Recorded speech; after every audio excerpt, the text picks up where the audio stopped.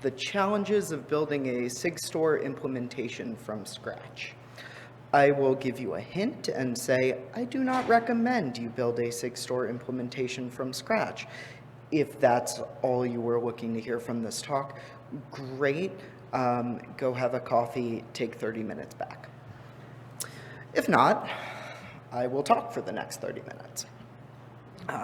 My name is at SE Giddins pretty much anywhere on the internet. According to world governments, though, my name is Samuel. I am the security lead and a maintainer on RubyGems Bundler and rubygems.org, and somehow I have been doing that for over 10 years at this point. And as Hayden mentioned, I am the security engineer in residence at Ruby Central. And most relevant to all of you, I am the developer, maintainer, bugger, and debugger of the Sigstore Ruby client. So we kind of got halfway there this morning, but usually when I come to Utah, it's not to talk about, transparency and so on, it's to go and ski. And then because this is maybe the only room of people in the world where I can make this very bad dad joke, I've been consuming S-bombs since before some of you were born. Of course, I mean snack bowls of M&Ms. So, quick disclaimer. Everything in this talk is about learnings I took away from building Sigstore Ruby. In no way do I intend to sound super negative. I have a penchant for doing that anyway. And this is by no means a criticism of all the folks who have done a great job conceiving Sigstore and building it up and building it into an ecosystem that can have its own conference. But I also want us as a community to take away inspiration on how we can make onboarding Sigstore into new ecosystems just a little bit easier. So, start off with, if we're talking about why is implementing a Sigstore client challenging, what is a Sigstore client? Anyone have a guess? Come on, we have some speakers in this room. Like a blockchain node kind of thing? Not quite. So I think of it this way. A Sigstore client can be summarized as two functions. You take an artifact in a Sigstore bundle and a trusted root and you verify it, or you take an artifact and a trusted root and you sign it. Two functions. Piece of cake, no challenges here. See y'all later. It turns out that those two functions are complicated. Let's take a step back. What is a Sigstore? Well, there's a tough repository that serves our trusted root, which then links to a service that issues signing certificates based on OIDC tokens and publishes those certificates to certificate transparency logs.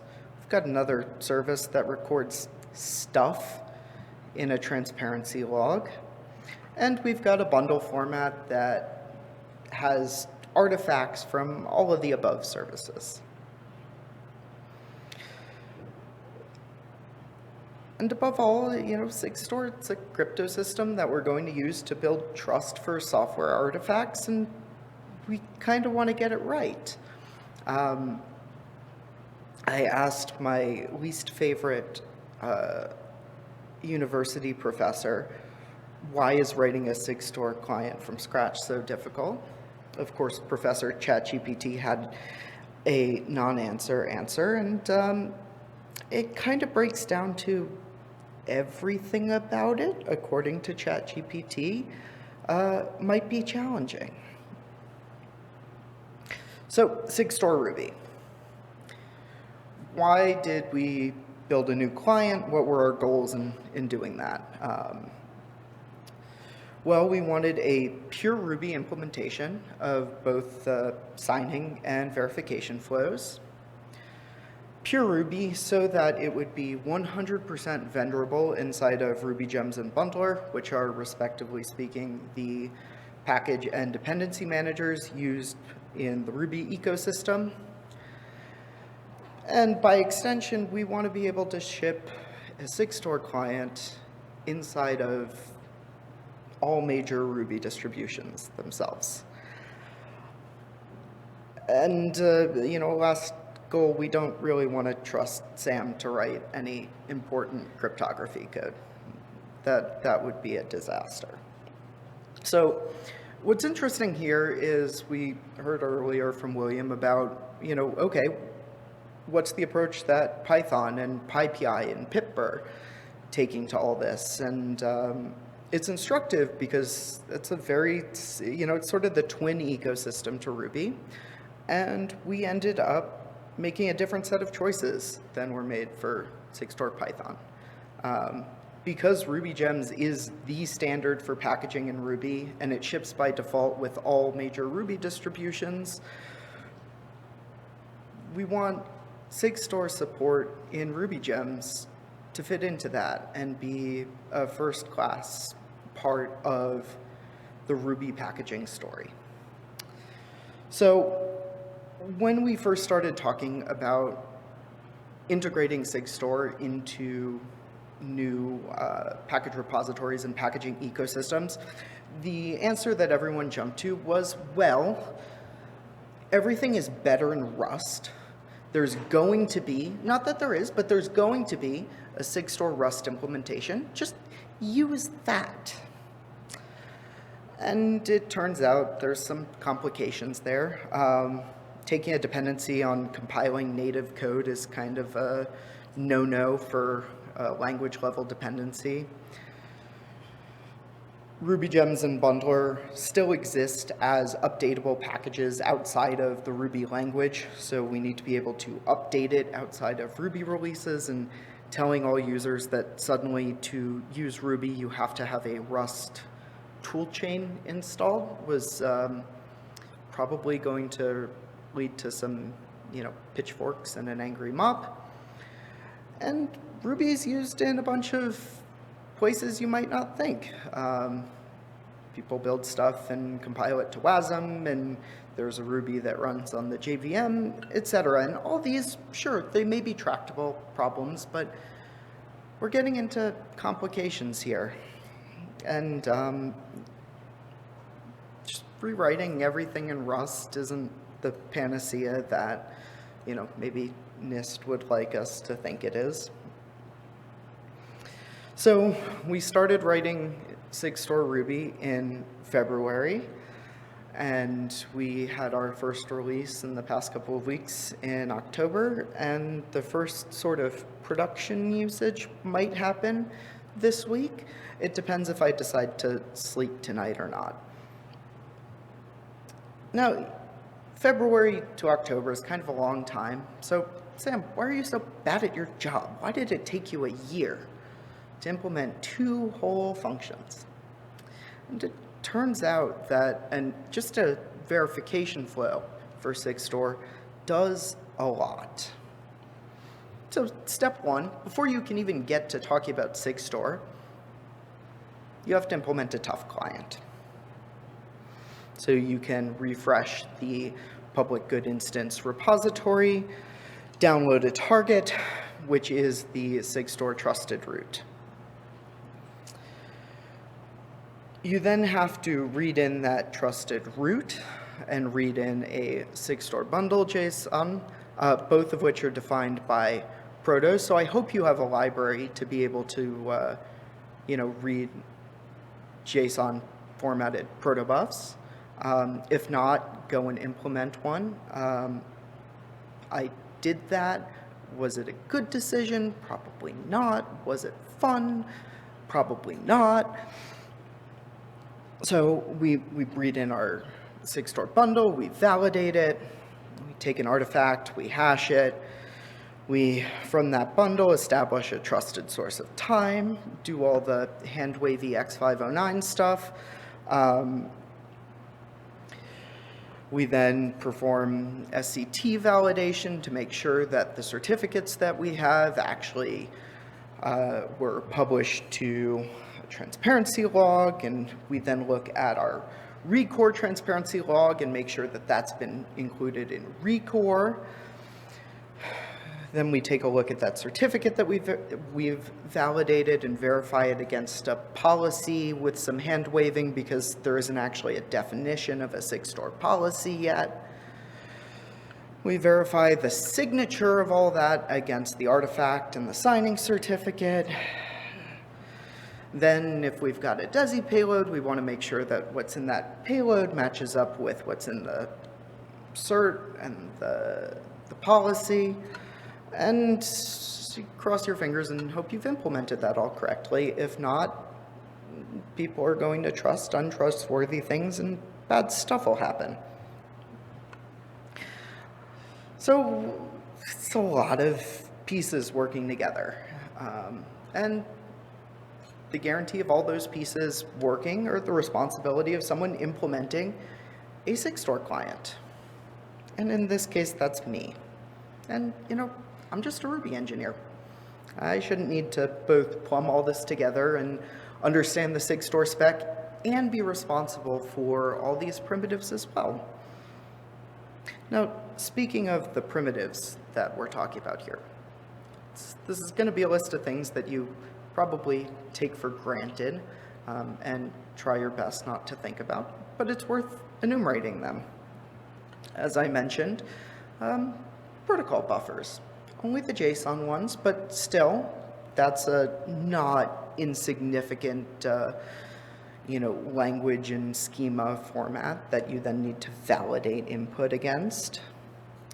There's all the different signing key types. You need to be able to read them in, interpret them, perform signing and verification.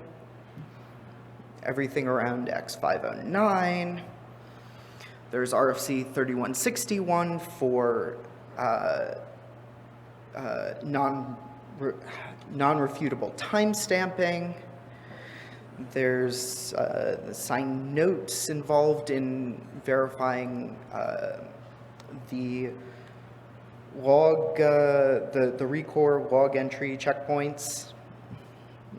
There's Merkle trees that you have to validate to make sure you have consistent hashes.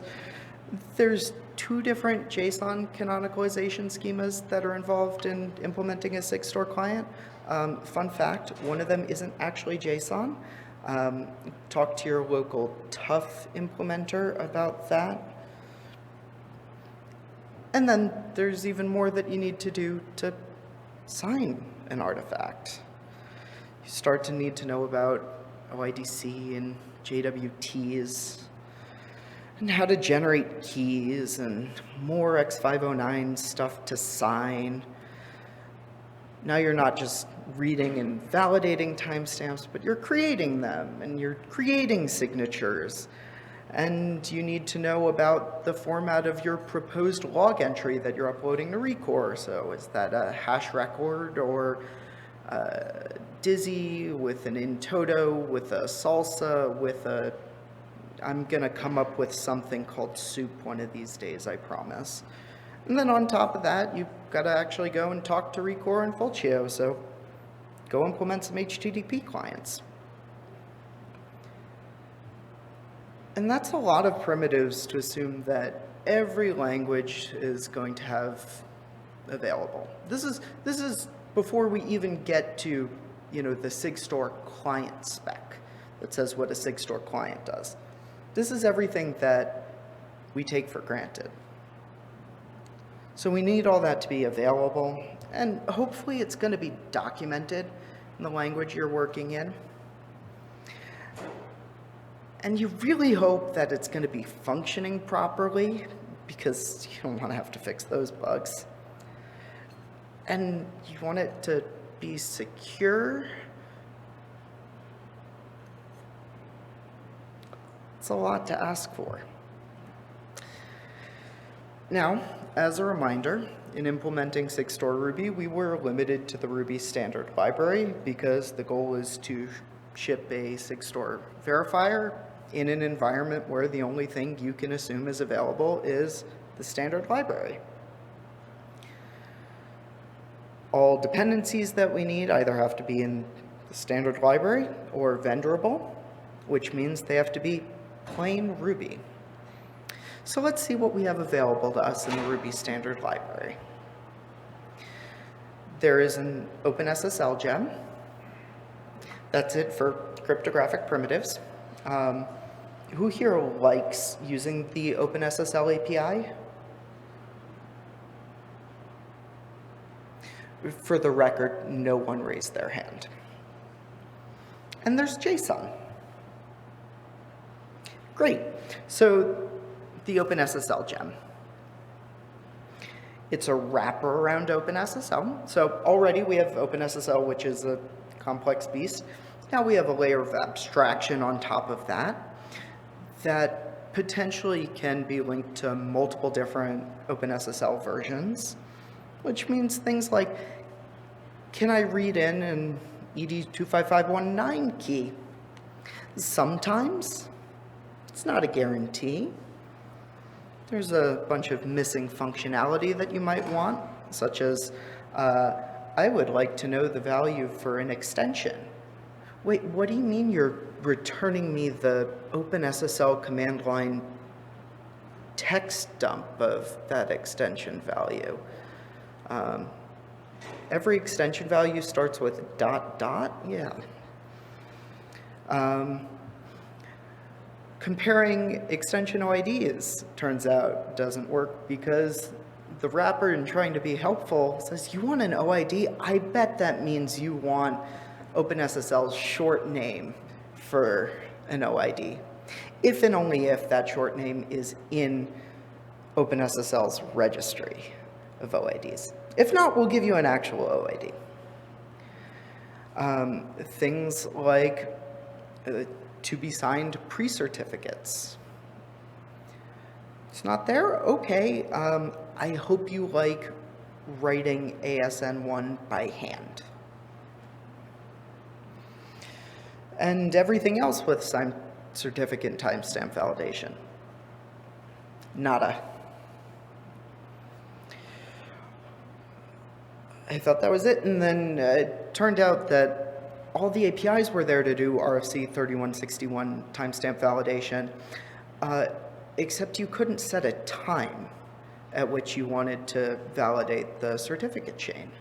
So it worked when I first implemented it, and then we did a public good instance staging certificate rollover, and my test started failing. That was real fun. Now, remember how I mentioned that Ruby runs in different environments? One of those environments is the JVM. There's an implementation of Ruby called, you guessed it, JRuby. It's implemented on the JVM, and famously, OpenSSL isn't a Java library. It's a C library, and if there's anything that Java developers dislike more than having programs fit into a single file, it's JNI. So JRuby has its own JRuby OpenSSL gem, and it is a bouncy castle-based implementation of the OpenSSL API. And it can't do things like X509 path validation with intermediary certificates. So any Fulcio cert will fail to validate. There's no ED25519 support, so good luck testing with small, deterministic, and fast signing schemes. You can't export any of your public keys. Plus, there's all the other holes that are missing from the CRuby gem, which meant that in Sigstore Ruby, we had to implement X509 wrappers to be able to query things like extension values and be able to get out strings or arrays and validating their types instead of just looking at dir. When we're signing over things, we need to canonicalize JSON, so I got to implement a quick RFC 8785 JSON canonicalization function. We wanted to do the right thing with our certificates and make sure that they have,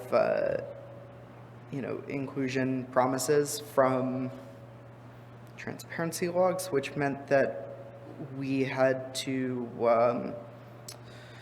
we had to take our certificates, parse them as ASN1, delete pieces from them, and then use those bytes. Because, of course, the Ruby OpenSSL API wouldn't let you delete things from a certificate. And just signed certificate timestamps in general, there's no functionality for that exposed. As I mentioned, the RFC 3161 support, and then, well, half of all Sigstore bundles have DESI envelopes inside of them. There's no primitive for that. Go validate it. And then, well, we wanted Sigstore Ruby to be fully featured and something that we could ship and would keep up with the times as the Sigstore public good instance changes, which means you have to implement a tough client, because that's how we distribute metadata about a Sigstore trusted root. This is a whole other topic. I guess I can give a talk about it at ToughCon. And as I mentioned, Tough support meant that there was a second JSON canonicalization scheme, something that just blew my mind that there were two. How did this all get so complicated? Like, if you go and read the Sigstore client spec doc, it's a couple pages long. But Sigstore is the amalgamation of a bunch of different systems. You use X509, use Tough, use Merkle trees for transparency log inclusion proofs, sign notes for checkpoints. All of these things are implementable, or at least I would like to think so, because I think I implemented them properly. But then you take all these different systems and they themselves have a lot of different configuration points, which means that there's a combinatorial explosion of configuration space you're dealing with. You have different keys and different signature schemes, and Sigstore bundles can have DESI envelopes with payloads versus bare message signatures.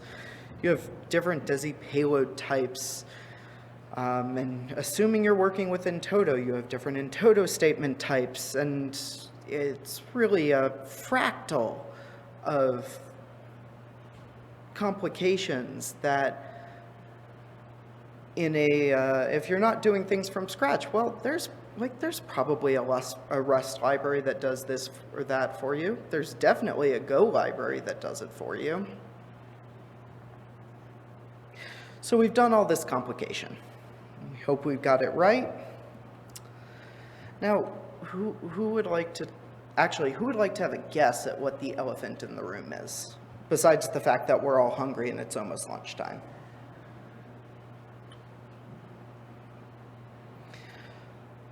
Okay, so we built a Sigstore client. What does it mean to add Sigstore? Like, I'm pretty sure in my grant proposal I said, well, we're going to add Sigstore to Ruby Gems. So we've got a client. How do I add it? What does that even mean? And this is sort of our big unanswered question as a community, and it goes beyond Sigstore, and I will once again refer everyone to go bug Zach and the OpenSSF Securing Software Repositories Working Group.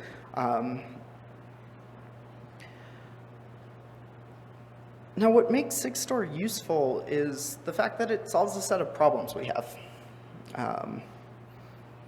And solving problems means we need people to use the software that solves those problems, which means answering questions like, where do we store attestations? And what policy should a client use to verify artifacts against their attestations? And how does all this evolve over time?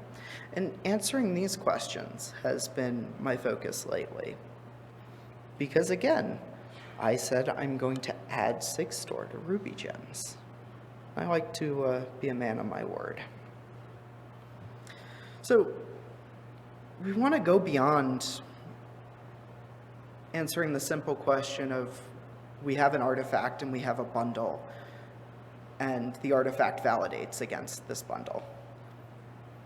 We want to provide specific guarantees, answer specific questions, and mitigate specific threat models.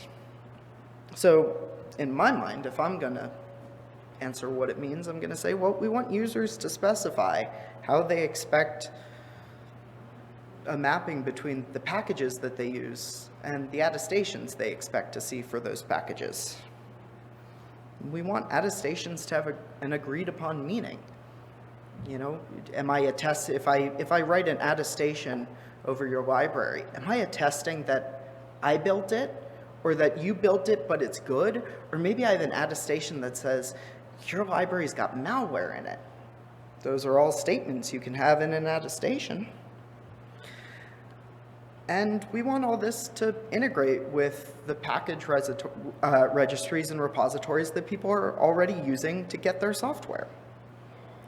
So I have spent the past month and a half frantically implementing a proof of concept of what it means to add Sigstore verification to Ruby gems and bundler with policies. And a very quick demo of what that looks like. This all is subject to change, and by all means, I am open to feedback, and I would love for someone else smarter than myself to come up with the standard. But here's my stab at it. Well, maybe I've got a policy that's going to error. I've got this Ruby gem called Sigstore, and it's got a Sigstore attestation, and maybe I'm expecting the SAN of that certificate to be thinking face emoji. Well, we know that's going to fail. So, okay, I go install Sigstore with that policy, and I get an error. Policy failed to match, because I expected the SAN to be an emoji, and it's actually a URI that points to the workflow that built this version of the Sigstore gem. Probably going to want trust on first use type policies, because no one except the folks in this room are going to look up where all of their packages are coming from and all the release workflows they're using and who should be signing for them. So I implemented that. Okay, I'm installing the Ruby gem Sigstore. I don't have a policy for it yet. I have no expectations for where it should come from. But the software knows where this one comes from. And it can say, hey, we can propose that we add a policy for you. Okay, Ruby gem Sigstore, and this was built in GitHub Actions, and the attestation is from GitHub Actions, and so we can say, oh, hey, we're expecting a GitHub attestation from Sigstore/Sigstore Ruby from the release workflow. Would you like to add it to your policy? You can answer that. And, well, what does it mean to have an attestation from GitHub? What's that supposed to look like? And how does that map to our understanding of, where a package should come from? Maybe we take some inspiration from trusted publishing.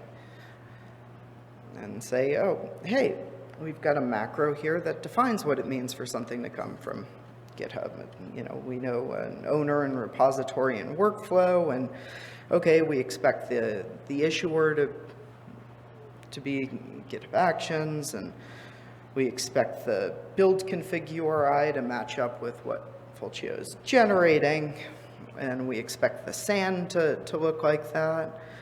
And we expect it to, you know, either have a message signature in there, or maybe you've gotten fancy and you've got a DESI payload with a salsa provenance statement in there.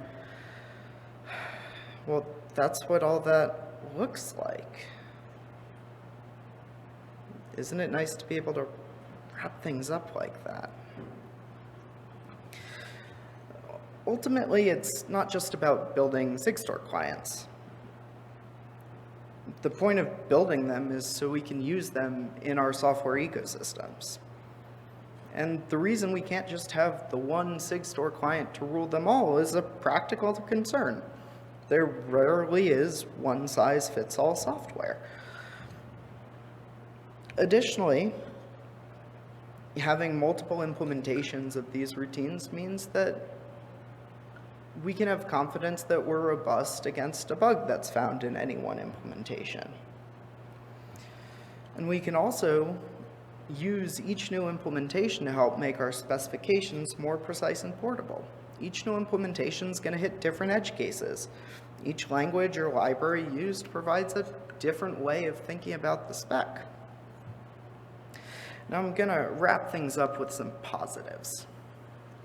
Everything got a little bit better this year. Sigstore conformance got significantly more comprehensive. Tough conformance went from testing that you could initialize a tough repository and refresh and nothing more to being extremely comprehensive. The Sigstore client spec doc got edited and actually reflects reality now. We've got convergence between different independent implementations on what the behavior of a Sigstore client should be. And we've got improved mock Sigstore implementations for testing, so the Sigstore public good instance isn't littered with your test log messages. And I would be remiss if I didn't thank William Woodruff for bailing me out of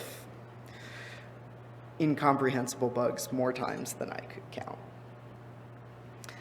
So, we've learned about building Sigstore clients from scratch. Things will be clearer and easier as we continue evolving. You know, we're simplifying things now that we know what's being used in production. That's a lot of what Recore v2 is talking about. It's like, we now know how this thing is going to be used. We've ironed out so many wrinkles. And we're moving from Sigstore being a cool prototype to having early adopters to now being adopted in more and more critical systems. Building Sigstore Ruby in 2024, it was challenging.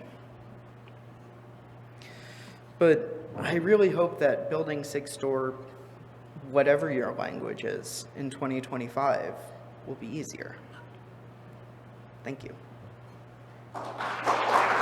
First of all, Sam, thank you for even building this. And I didn't really understand what you were building at first, but then I realized, oh, you're building like the Java client, but for Ruby.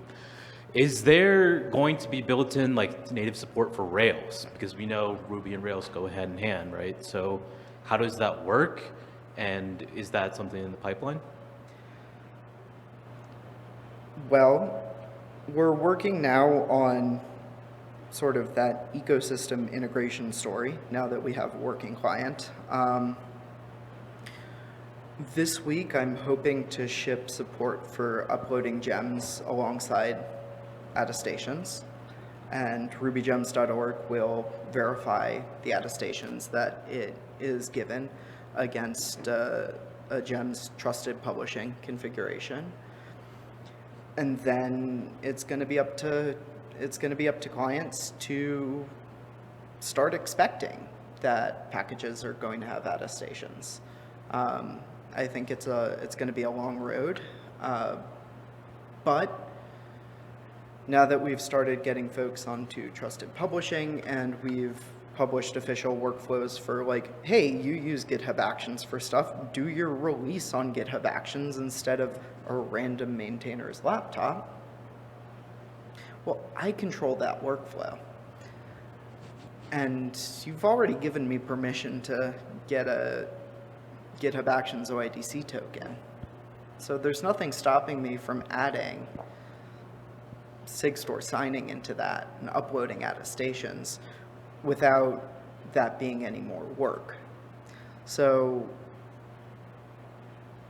to answer your question, I hope Rails will adopt this stuff. I hope every software publisher who publishes critical software will do whatever they can to increase the trust in the packages that they provide to the community. But I think we're a long ways away from making them do that. Gotcha. Thank you.